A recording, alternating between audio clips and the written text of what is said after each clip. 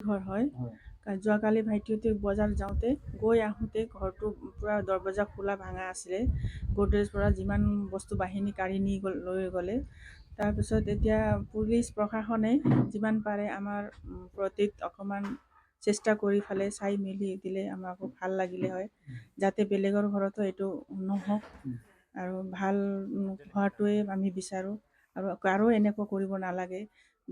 দুদিন আমি এটা কিবা বিজনেছ বা চাকৰি কৰি খাইছোঁ, এইটো পইচা আমাৰ এনেকৈ কৰি লৈ যায়।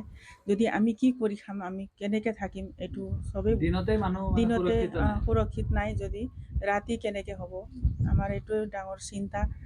আৰু চবেই সকলোৱে এইটো যাতে বেলেগৰ ঘৰতো হ'ব নালাগে। আৰু পুলিচ প্ৰশাসনক এইটোৱে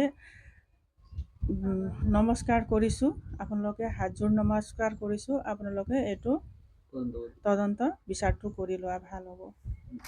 ঘৰ হয়।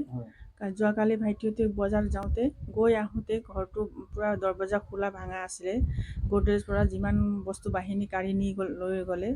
তাৰপিছত এতিয়া পুলিচ প্ৰশাসনে যিমান পাৰে আমাৰ প্ৰতি অকণমান চেষ্টা কৰি ফালে চাই মেলি দিলে আমাকো ভাল লাগিলে হয়, যাতে বেলেগৰ ঘৰতো এইটো নহওক আৰু ভাল হোৱাটোৱে আমি বিচাৰোঁ আৰু এনেকুৱা কৰিব নালাগে।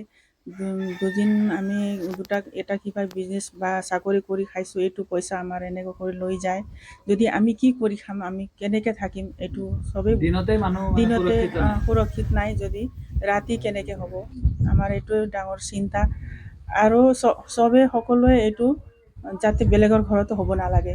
আৰু পুলিচ প্ৰশাসনক এইটোৱে